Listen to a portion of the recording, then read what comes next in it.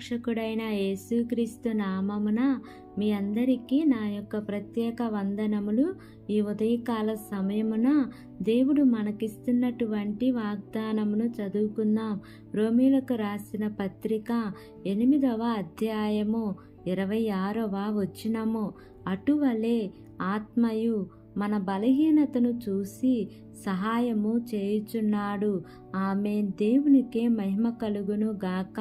ఈ ఉదయకాల సమయమున దేవాతి దేవుడు ఈ యొక్క వాగ్దానము ద్వారా మనందరితో మాట్లాడుతూ ఉన్నారు. ఈ యొక్క వాక్యమును మనం జ్ఞాపకం చేసుకుంటే, అటువలే ఆత్మయు మన బలహీనతను చూసి సహాయము చేయుచున్నాడు. మన బలహీనతను చూసి వీడు ఎంత బలహీనుడు, ఎందుకు పనికిరాని వాడు, ఏమి చేయలేని వాడు అని ఒకవేళ ఈ లోకములో ఉన్న మనుషులు, లోకములో ఉన్నవారు, నిన్ను ప్రేమించే వారే నీకు సహాయము చేయలేకపోతున్నారేమో.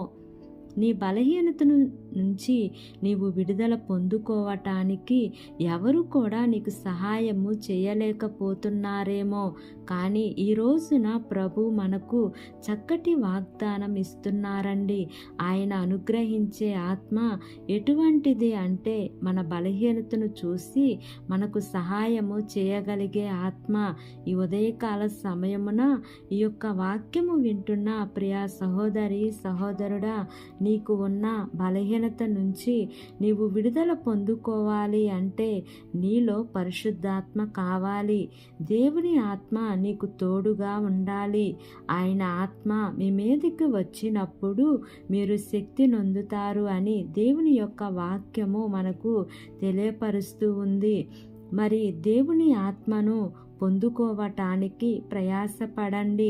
నిశ్చయంగా ఆ ఆత్మ ఏమి చేస్తుంది అంటే, మీ బలహీనతలను చూసి మీకు సహాయము చేసి మీ బలహీనత నుంచి మిమ్మల్ని విడిపించి బలపరుస్తూ ఉంది. కాబట్టి ఈ వాగ్దానమును నమ్మి ఈ వాగ్దానం ప్రకారంగా జీవిద్దాం. దేవుడి వాగ్దానము మనందరి జీవితంలో నెరవేర్చబడును గాక. ఆమేన్. ప్రార్థన చేసుకుందాం. ప్రేమ కలిగిన యేసయ్యా, నీకు వందనాలు తండ్రి, నీకు స్తోత్రములు ప్రభువా. ఇంతవరకు నీ కృపలో మమ్మల్ని కాచి కాపాడిన విధానాన్ని బట్టి నీకు వందనాలు తండ్రి. ఈ ఉదయకాల సమయమున మీరు మాకు ఇచ్చినటువంటి ఇటు వాగ్దానాన్ని బట్టి నీకు వందనాలు తండ్రి. అవునయ్యా, మా బలహీనతలను చూసి మాకు సహాయము చేసే దేవుడవు నీవే తండ్రి.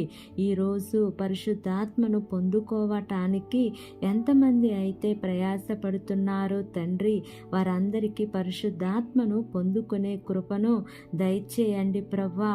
ఆది అపోస్తుల మీద కుమ్మరింపబడిన ఆత్మ దేవా మా అందరి మీద కుమ్మరించండి తండ్రి.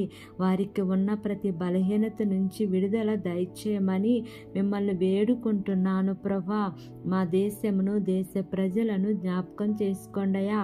దేశమును పరిపాలిస్తున్న ప్రతి అధికారుల కుటుంబాలను మీరు జ్ఞాపకం చేసుకోండియా. వారందరికీ మంచి ఆరోగ్యమును దయచేయండి అయ్యా. వారు చేస్తున్న పనులన్నిటిలో కూడా మీ యొక్క సఫలతను ఉంచమని మిమ్మల్ని వేడుకుంటున్నానయ్యా.